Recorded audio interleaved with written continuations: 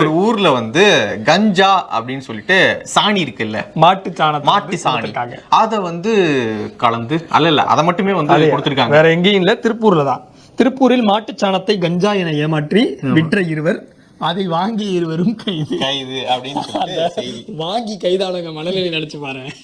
கைதாக என்னையுமா கைது பண்றீங்க? கைதாகிறது தான் ஆகிறேன். ஒரு கஞ்சா வாங்கி கைதா இருந்தா கூட மனசாரி இருக்கும். சாணியை வாங்கி பொட்டலம் வாங்கணும், 2 இழுப்பு இழுத்து சாணியை வாங்கினதுக்கெல்லாம் கைதா.